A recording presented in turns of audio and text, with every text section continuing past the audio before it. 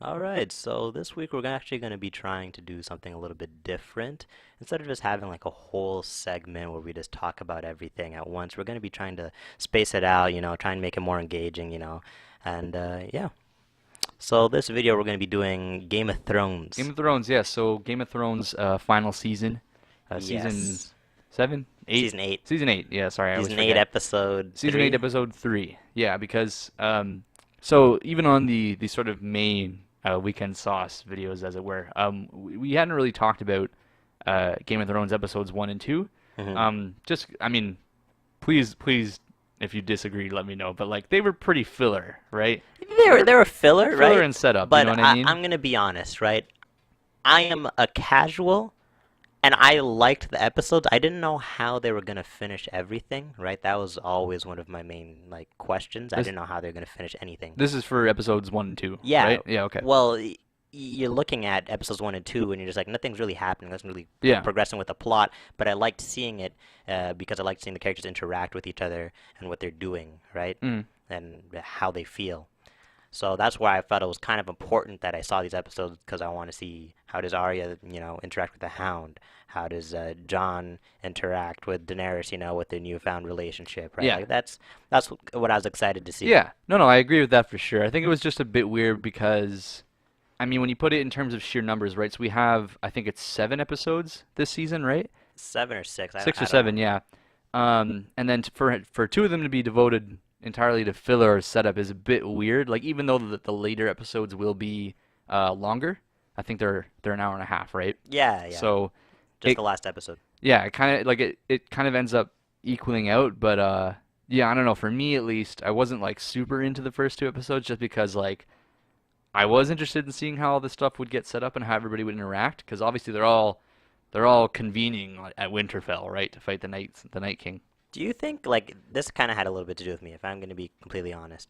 I wasn't like super hyped. Game of Thrones this season 8 kind of snuck up on me a little bit because I completely forgot about it. It was like 2 years of Right. downtime, right? So the hype kind of died down for me.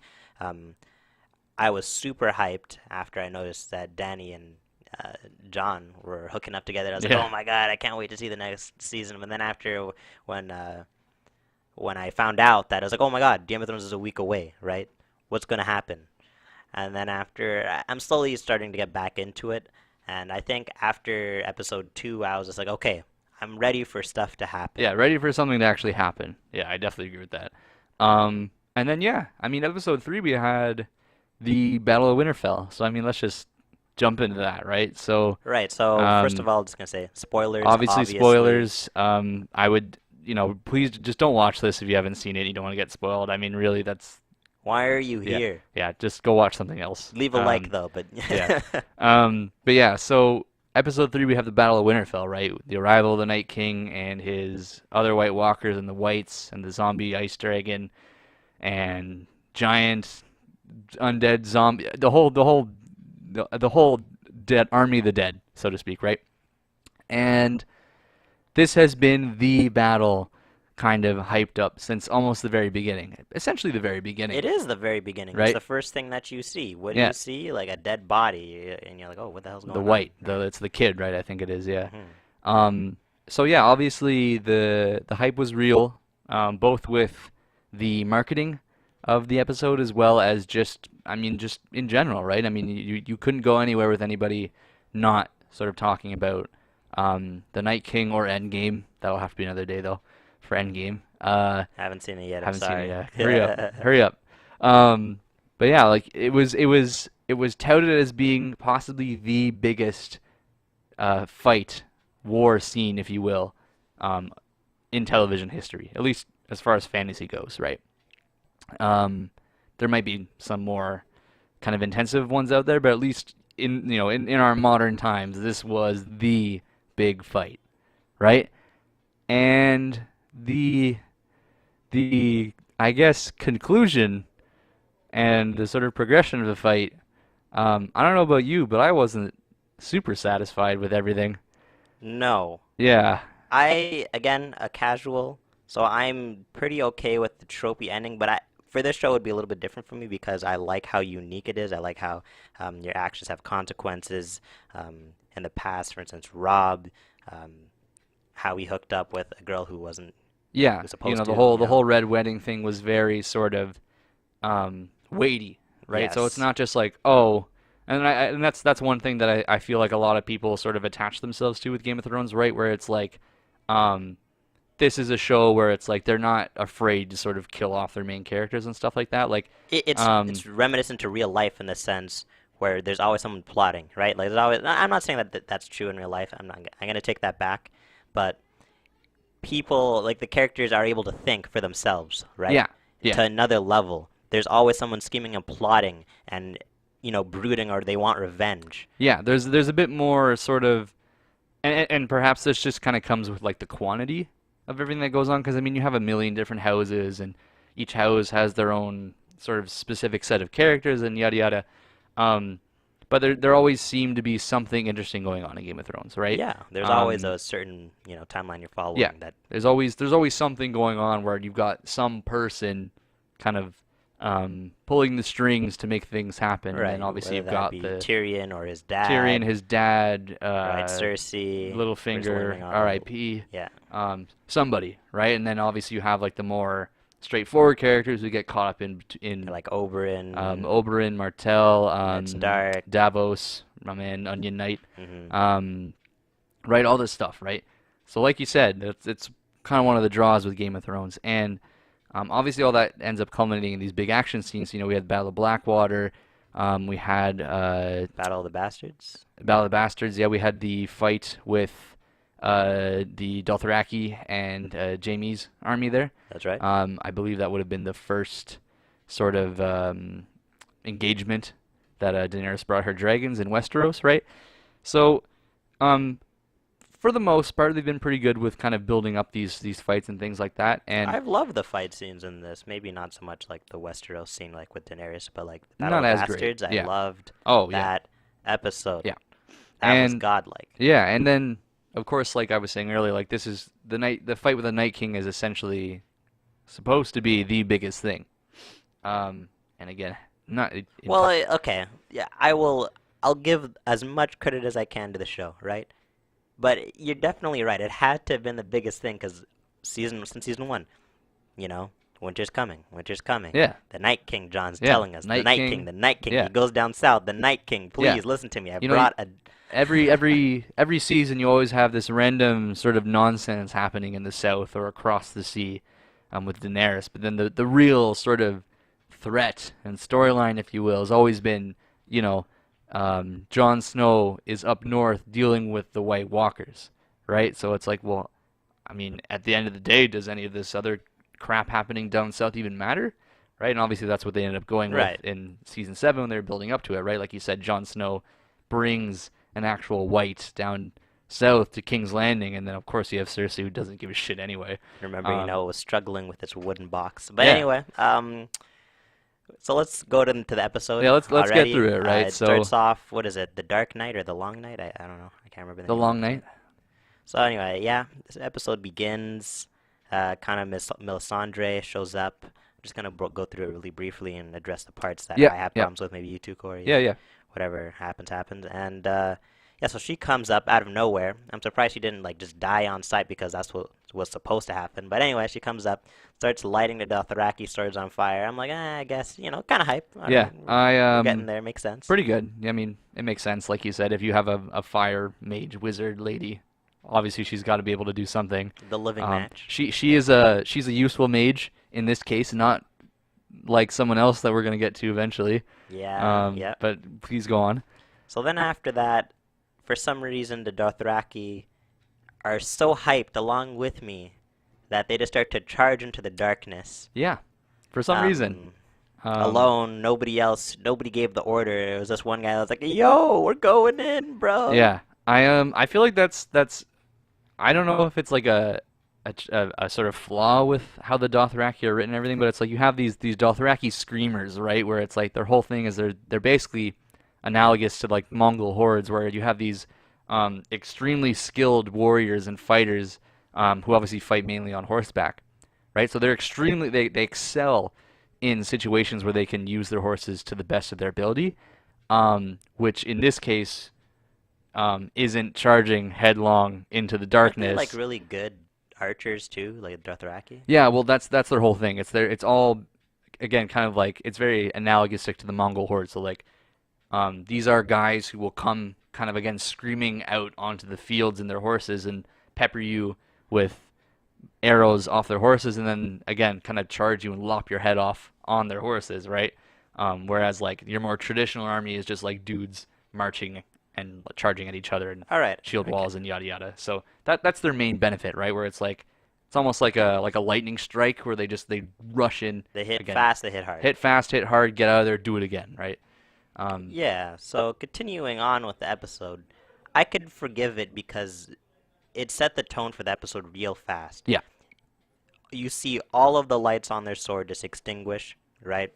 You're like, oh my god, the Night King is going to kill he's everybody. legit. He's Yeah. legit. The Not to mention death he is has here. not to mention he has a dragon, Right. which is like, or at least was sort of the main thing that they had against the Night King. Because obviously they have all the dragon glass weapons and stuff, but like you got an actual dragon Hmm. that can burn the zombies and the White Walkers, so that's hopefully your ace in the hole. But then now they have a dragon, Yeah, so and the episode how it was broadcasted, this thing was the night was true. This thing was it dark was as hell. dark. You could Yeah, not see it was dark as anything. hell. Yeah, We couldn't see anything. The characters couldn't see anything. The only one who could see something was probably the Night King. probably. Yeah, So anyway, continuing on with the story, the dead are now here. They're charging in. I swear, in the beginning, I just saw Brienne just got just blindsided, completely just chucked. But it's okay. We saw a whole bunch of other characters that right. We saw Sam in the front lines. We saw Tormund in the front lines. Jamie. Um, I think those are the ones I remember. yeah. Well, you had. Some Night Watch Yeah, well, I members. was gonna say you basically you get at least a little brief shot of different characters fighting, right? So it's like maybe they don't focus on them too much, but it's like it at least shows you that they're there and doing something, right?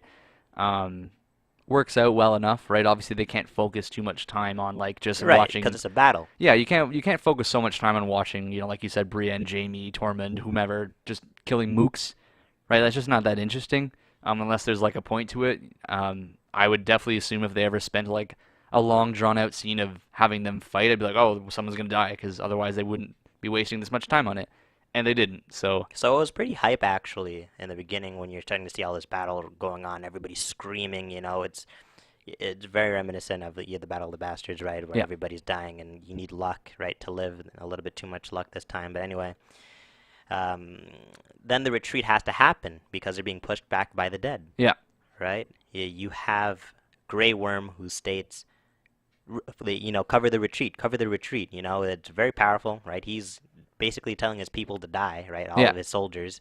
And before, back in the day, he probably would have just done it regardless. But yeah, now he actually has things he cares about. yeah, It shows character growth. Great. I love it. I yeah, could still forgive, the Dothraki killing themselves because I'm so yeah. hyped watching this scene. Yeah, I think they've handled the growth of Grey Worm and the Unsullied pretty well, I think. I know one of my more favorite kind of scenes or threads, if you will, from the books and in the show as well as kind of the whole Daenerys' time when she's again she goes around conquering all these different city states and everything, and there's this one scene again I remember it more specifically from the book, but they're coming across bodies of the Unsullied and stuff, and it's like one of them was at like a brothel. It's like, well, why would an Unsullied go to a brothel? Like they're eunuchs. There's no Hmm. point for them. It's like, well, there is a point because they just basically they went there to cuddle, right? So it's like they crave intimacy because they've been treated as non-people for their whole lives, but then now obviously they want to feel like people, right? So again, that's just for a random Unsullied, but they really kind of encapsulated that a lot more with Grey Worm and Missandei through the more later seasons, of course. Hmm. But yeah, like you said, past Grey Worm probably just would have done it and wouldn't have cared, but now it's like there's actually reasons that he would want to live and would want his fellow Unsullied to stay alive. So I think they did a pretty good job in that regard. Right. So then he notices that Melisandre is there, and he needs to do something. So he gets the idea to light the what is it the encirclement, like the traps, like Oh in yeah, yeah, the yeah. whatchamacallit. I don't know what the word is. Yeah, the word The escapes me. trench. Yeah, the trench. Yeah. So they decided to light the trench on fire. And I love that scene. Another great scene from the episode. I don't think this episode was all bad. I just want to state that out. There was many good things. It was just how it happened. I Yeah, don't perhaps exactly just a bit agree with. unsatisfying or dissatisfying rather. So again, great scene. Melisandre's trying so hard just to light the trench, right? She wants it to happen so bad. She's praying for it to happen because everybody is dying around her. And luckily enough, it finally happens. And we kind of have this standstill. We have the standstill between the dead, and we have it between all the main characters. Everybody's still alive, basically, except for who was that one Night Watch guy that died protecting Sam? I cannot remember his name. Dolores said? I think Is it Dolores? I can't remember. I don't know why I can't remember. it's okay. Yeah. Maybe I'll put a picture of him during this one. Anyway, so he dies. He's the only one that I remember at this point that dies. I may be wrong. I'm probably wrong. Besides, fodder. Mm-hmm. Um, Then we have this weird nonsense. Oh, sorry. I forgot that Daenerys came in, with the fire. It was very nice. Great CGI. I Yeah. love the fire and the explosions. Mm-hmm. Beautiful. So did Jon. Yeah. Then we have this weird scenes, going on with the Night King and Jon and Daenerys flying on the backs, you know what I mean? Like they're going back and forth in the Yeah. sky. You're wondering what the hell's going on? Yeah, I it's can't almost see Jack. yeah, it's almost like they're like a weird attempt at like almost a dogfight with the dragons kind of thing where it's like I don't know if it really accomplished what they were trying to accomplish because obviously they wanted to have like some kind of engagement with the dragons. Um, You're right. Like the dragons need to do something, right? yeah, It makes sense. but it's like you said, they're kind of flying.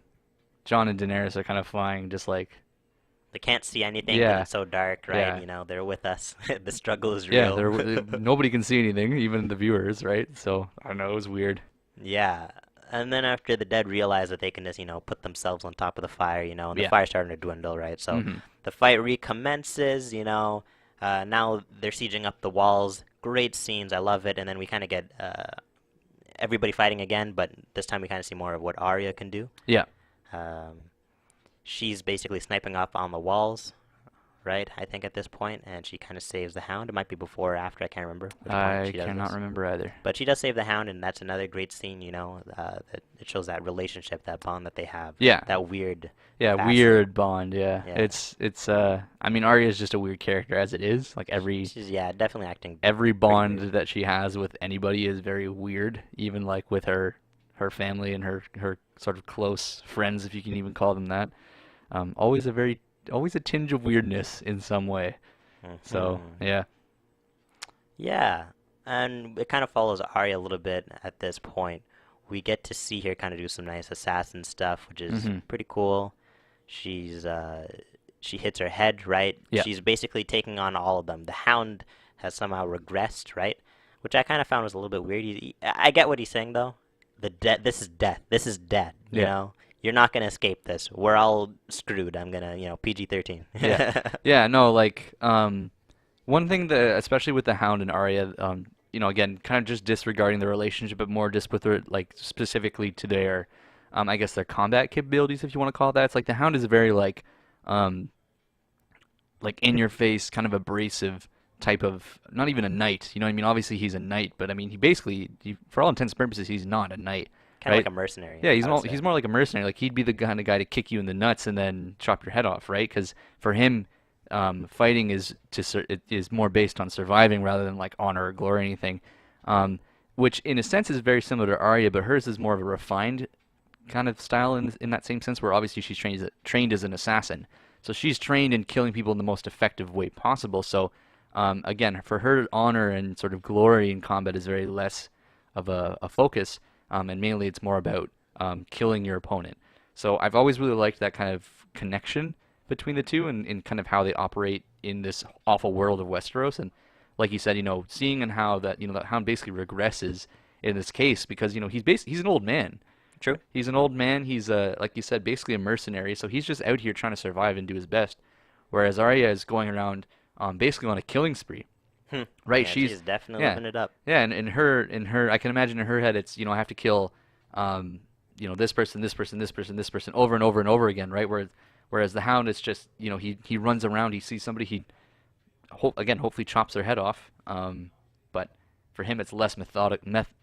There's less of a focused kind of Yeah, attempt on his part. It's but more he's just definitely battle hardened and oh, experienced, I would absolutely, say. yeah, So that goes on. Then we follow Arya a little bit more. She's uh, kind of exploring or kind of trying to get away because the siege is done pretty much. Like the dead have gotten in yeah, at this point. Everybody's dying, at least none of the main characters, but everybody's yeah, dying. yeah. Tons of people, tons of non-important Right. characters are dying. Arya seems very hurt, but she's still chugging along. She's Yeah, still going. yeah. Then after we meet the Hound and the guy with the flaming sword, which his name is. Beric Dondarrion.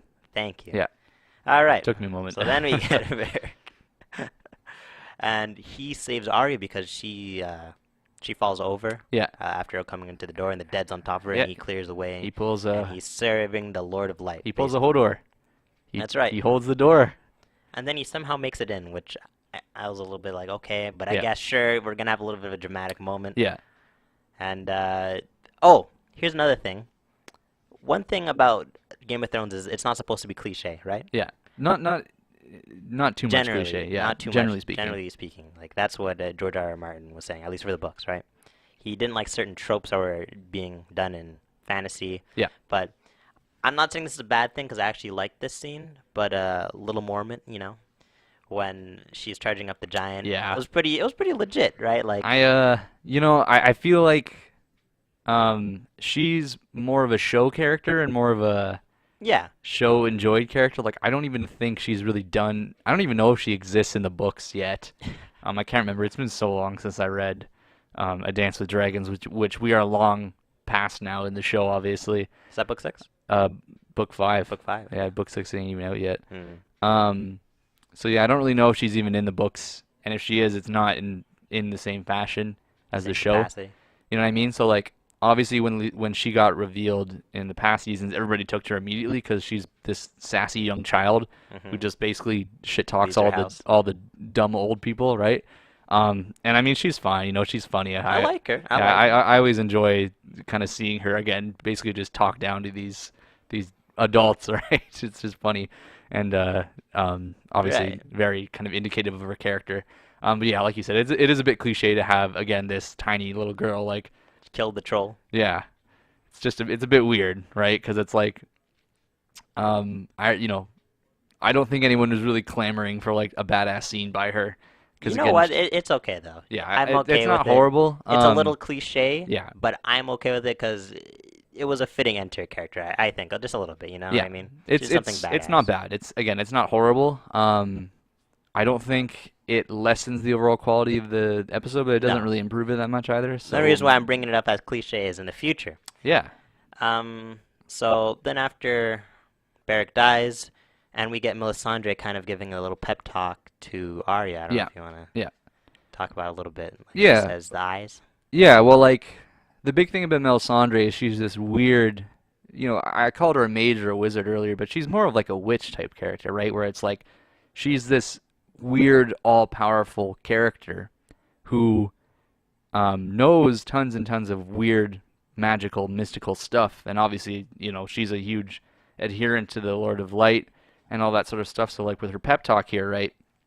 We have this again very strange and distrusted character, right? Not a lot of people like her because she has birthed shadow demons and has advocated for the burning of and True. she had advocated for the burning of Stannis' daughter. So it's like you have this But she distrusted. did revive John. She did revive Jon, so that is redeeming to a All certain is extent. redeemed. All Yeah. is well. But yeah, you have this distrusted character kind of doing a little pep talk to Arya, who, like I said, is a very weird character, right? Like you compare Arya now to Arya way back when, and I mean, like she's basically not Completely even. different. Yeah, she's almost like not even a person. She's so screwed up in the head, right? Um, I mean, geez, she hooks up with Gendry, and then she's kind of just like Her eyes are staring. open. Yeah, she's like doing a PTSD stare. It's like, oh, that is uncomfortable. Like, oh, it's just weird to look at. You know what I mean? So, I don't know. I like. Did you? I was gonna say I didn't really think the pep talk was like. I mean, as soon as I saw the pep talk, I knew how the episode was gonna end. I Yeah. knew as soon as I saw it, I was like, okay. But it's okay because I'm waiting to see what's gonna happen with Jon and Daenerys and the Night King, Yeah. right? So as they're going, they're flying, they're all these dragon fight, scratching of dragons. You're wondering, Yeah. oh God, whose dragon is Yeah, that? it's tough, right? It's like I can't even see which dragon's which because they're both dark, right? So what ends The up lighting happening is is awful. the Night King falls off of his dragon, right? And then after, John falls off of his, I think, too. What Yeah. ends up happening is we get the nice Dracarys again Yeah. scene by Daenerys, Callback, I and guess. we get this big smug smile from the Night King. Is like, that really? That's all you got? Yeah. It This was it was pretty hype in the moment. it It was was good. okay. They mostly handle the Night King well, I guess, up until the very end. Because again, he's this all-powerful, unknowing character where like since the beginning, everyone's like the Night King's gonna come kill everybody, and then you actually see him in action, and he's appropriately like scary and imposing, and again, kind of like you said, almost smug, right? Where it's like he's basically in a league of his own compared to the rest of these. What I have to like, at least I assumed he was immortal, and then he's going up against this mortal army of living people, and then again he has this army of the dead. So it's like he basically just is far and above in a class of his own. Yeah, he So definitely he's again, should be in a class of his own. yeah, should be. Again, all this is before the end. So And then after we get to this point where Jon Snow's trying to run and catch the Night King after he smugly laughed at, Daenerys, and he's having this brisk walk, and Jon Snow's like, has a nice jog going for him, and you're thinking, oh boy, it's happening, oh boy, Jon's gonna catch yeah, him. John versus Night King. And it makes sense why the Night King would just res all the dead, and you're like, oh my God, Yeah, Jon is done. yeah. Well, it's again like why would this presumed immortal character kind of lower himself to fighting this random guy, right? It's like I have to assume he at least knows kind of who Jon Snow is, but at the end of the day, it's like he's got a bigger He and did stare at Jon Snow though, I yeah, think, one time, yeah. yeah. Well, it was on the when they were on the ice sheet there, I think it Hmm. was, if I'm remembering correctly, and when he was before he killed Viserys there. Yeah. But yeah, it's like why would he bother wasting his time in like a sword fight with Jon Snow, right? This honorable duel, and again, like I said, he has this bigger and juicier target to go for, Yeah, right? he's So gotta may as kill well, Bran. yeah, may as well just summon his guys, let him take care of it while he goes and kills Bran, Yeah, who which makes sense. I guess now we'll talk about Bran, who doesn't do anything. Hold on, we'll get there. We'll Like, get there. okay, So here's the thing. Then Daenerys comes in, cheesy save on Jon, right? With one sweep, somehow does a 360 around him, yep, right? Clears all the dead. Jon needs to get to where Bran is. He needs to catch up to the Night King, yeah, right? Daenerys, foolish as she is, keeps her dragon on the ground so the dead can, take her off of her dragon, and the dragon just freaks out and goes off. yeah, So I don't know why you would stay down there, but whatever, whatever. sure. So she needs to fight. All the dead's coming close to her. Jorah saves My her. man Jorah. Jorah, one of the great endings of one of the few characters that died. I've been a Jorah guy since like day one. Like I know obviously he has a ton of memes about him being in the friend zone and like how he's Definitely is. stuff like that. But I mean like this is just a solid dude. You know what I mean? Like obviously it is a bit sort of disconcerting and it does border on being a bit creepy at sometimes with him and Daenerys. But I'm like this guy is loyal. You know what I mean? He gets the grayscale and like whereas most people are like obviously they would just stop when they Hmm. have grayscale. He goes to the Citadel and Sam. lets Sam scrape the scales off of him, right? Because he's a loyal guy. Yeah. You know what I mean? He's I mean loyalty is obviously one of the big things that kind of goes through Game of Thrones in every season and with every different character.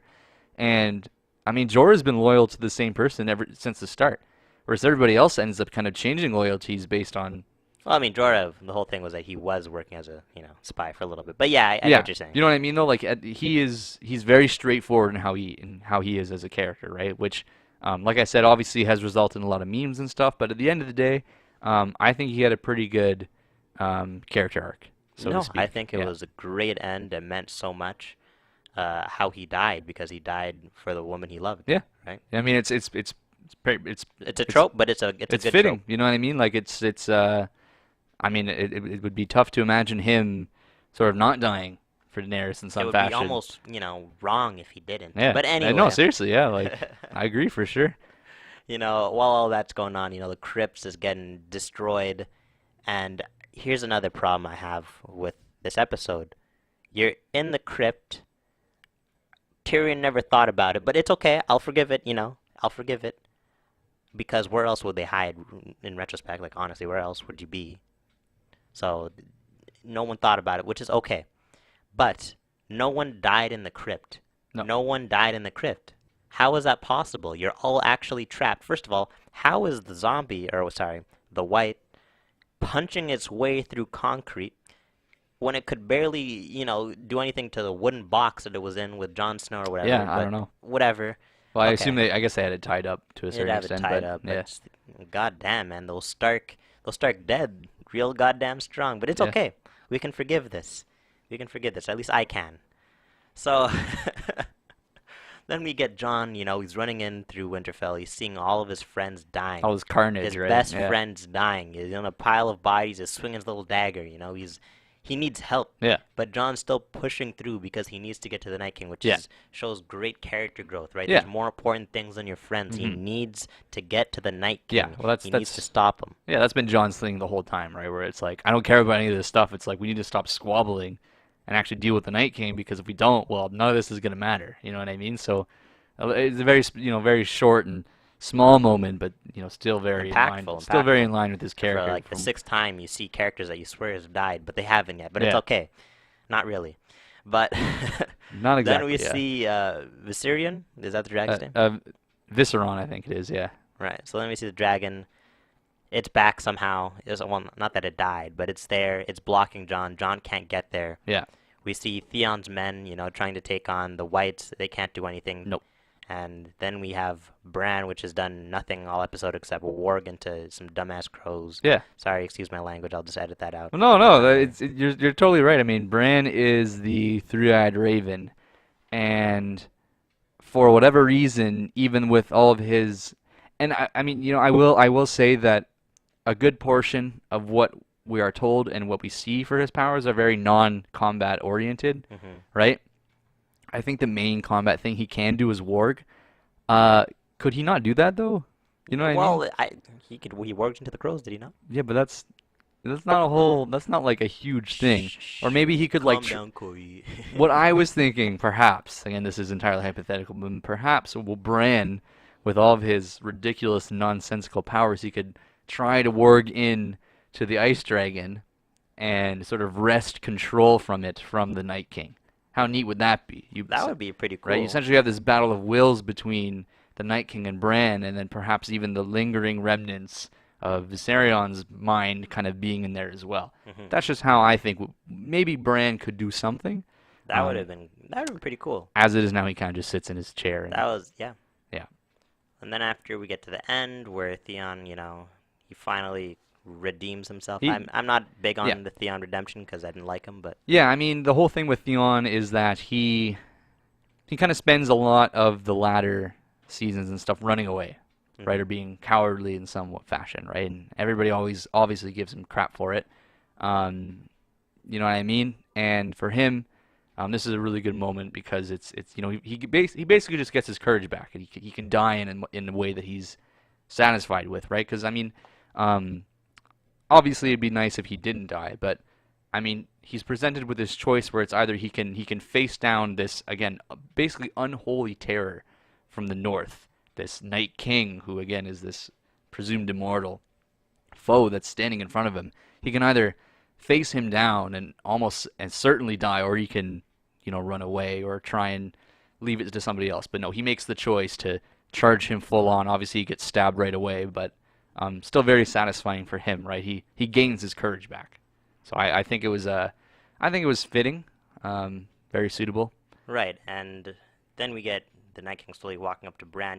Like he doesn't seem monstrous. He seems like he has a plan, or you know what I mean. Like he seems calculated. He's cold, Yeah, right? Pun intended. He's very cool and calculated. he's That's what very it feels cold. He's like. very calculated. He's not this like mustache twirling villain, but it's he knows what he's doing. He's very He doesn't precise. seem brainless. Yeah, he's not brainless. Again, like we were saying earlier, why would he waste his time with John when he has Bran to go kill, right? So Even he, the Craster deal in the past, right? yeah, exactly. He knows what he's doing. Again, he has a very specific plan in terms of what he wants to accomplish, and so he does. He performs tasks that do so in the best manner. Right. I mean, So then after we get Air Arya coming in with the dagger, Metal Gear yeah, Metal Gear Solid Stark. and none of the whites, notice her except for the last moment, like the general whites. Yeah, they're all standing there and they kind of And notice something, and then then what ends up happening, she just kind of does this little dagger trick where she drops it and stabs him. Yeah, well, so she jumps. She She's screams, true. screamingly jumps at the Night King, who turns around at the last second and grabs her by the throat and is kind of holding her in air. And before kind of he can do anything, so she has the dagger. I think it's in her left hand, and then she drops it to her right hand and stabs it through. I think it's a little portion in the Night King's armor that's kind of open. Stabs him with a dragonglass dagger, which kills him, and then subsequently kills all the whites, all the White Walkers, everything. So Arya Stark is the one who kind of saves everybody because she essentially assassinates the Night's King. Now, I don't know about you, Corey, but I don't have a problem with Arya getting the kill. It was just the fashion. Like, it just felt poor because this was supposed to be Bran, and John's kind of antagonist, right? Yeah, You have the three-eyed raven, which is supposed to be the direct opposite of the Night King, right? yeah, You're thinking the three-eyed raven's supposed to be some kind of super warg, like, right? Like, we want to see him warg something crazy or maybe a whole bunch of things, but we never see that happen. yeah, Let's hope that happens for the future episode, but it yeah. doesn't. Even John, we're trying to see him have a battle against someone important, Hmm. something concrete. We Yeah, never see that happen. kind of. I think so. A really good way that I've kind of come to sort of talk about it in a sense is that um, a lot of people online, a lot of people around have been kind of debating on whether or not you could argue that Arya stole the kill from Jon or Bran or whoever. I don't think that's really the best way to look at it, right? Yeah, So the thing about Arya killing the Night's King, Night King, whatever, it says Night King. It Night is King, Night King. um, is that it's not really integral to her character, No. right? So like Arya obviously has the skills to do this, right? She was training as an assassin for I don't know how many years. So I don't think there's really any debate to be had as to whether or not she can do it. I mean, I really do hope they get into how she did it in the next episode, right? Because They have to. They have like to. you said, she kind of just like wind walks her way over through past the White Walkers again, metal, solid Stark over here. Just Yeah. you know what I mean? And so I hope they really get into the specifics of that because I think it'd be neat to hear about. But it's just for her as a character, it's not important, right? I would be in the same sense for Arya. It's weird to have Arya kill the Night King. It would be very weird to have Jon kill Cersei, Yeah. right? Because they don't really have a connection character-wise or anything like that. Obviously, Arya has gone through her kill list. The one that she used to Yeah. say to herself every night before she went to sleep. She's gone through her kill list like almost entirely, I think. I think there's It's only Cersei left, I think. I think it's only her, yeah. So, reasonably speaking, she obviously should be the one to kill Cersei. Like I said, if Jon or somebody kills her instead, maybe Jaime. I would definitely accept Jaime or Tyrion, That would but be so nice if Jaime did just it. with the whole prophecy thing that Cersei's always freaking out about. But if someone random killed Cersei, it'd be very strange. So that's the way I see it for this Night King thing, where it's like killing the Night King isn't something that's part of Arya's character arc, her development, or anything like that. She's a very personal character, right? Mhm. She goes to learn from the faceless men because she wants to have the skills to kill the people that she hates. She's very bitter, Yeah. right? She's very bitter. She's very wrathful. She has all this hate inside her, and it again, like I said, it kind of makes her, kind of turns her almost like not crazy, but it really screws her up. Yeah. You know what I mean? So, to have her be the one to kill the Night King, it's just not as impactful. Again, like it makes sense practically speaking because she's a trained assassin, right?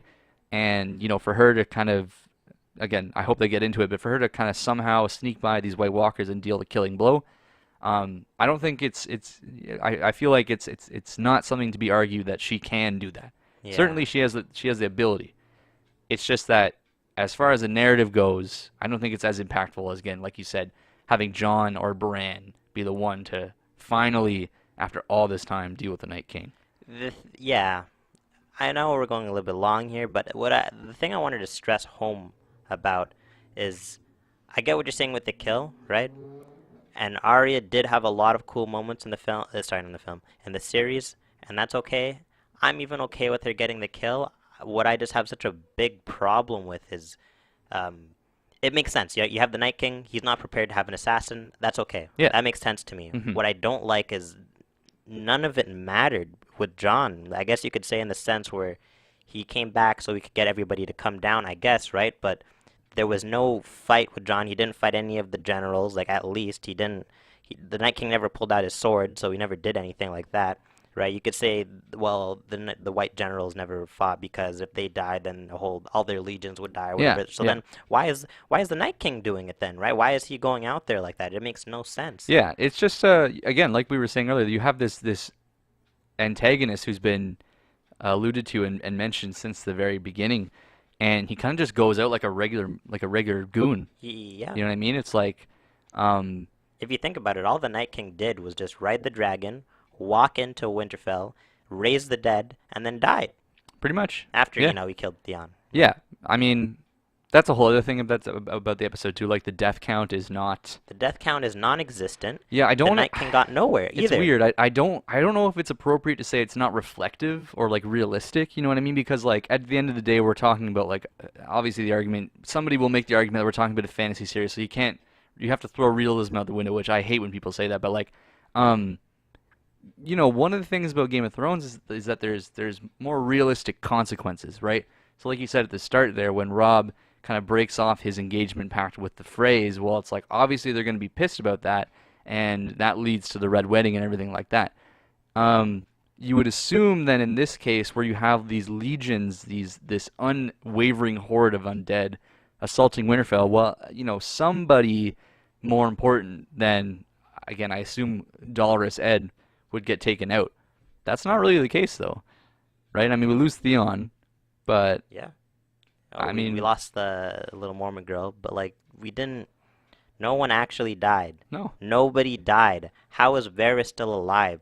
Right? Sansa pulled out a blade. If she killed herself, I'm not saying I wanted that to happen, but I'm saying like that would have been like powerful it in would the have made yeah, sense it would have made sense. that Again, you're this non-combatant at Winterfell with these again these hordes and hordes of undead undead that you witches, whatever, yeah like that you've like all you, around you've you. basically never seen before. You've never had to deal with, and it's It would make sense. yeah, it would be terrifying. So it would obviously would make sense to have like somebody lose their marbles and like freak out or something. But like Even Podrick has plot armor, right? yeah, Tormund's still alive off of being the front lines. Like I love the Tormund jokes, right? But why is he still alive, right? With the big woman, like why yeah, is this still a thing? it's just Saying yeah like it doesn't make any sense.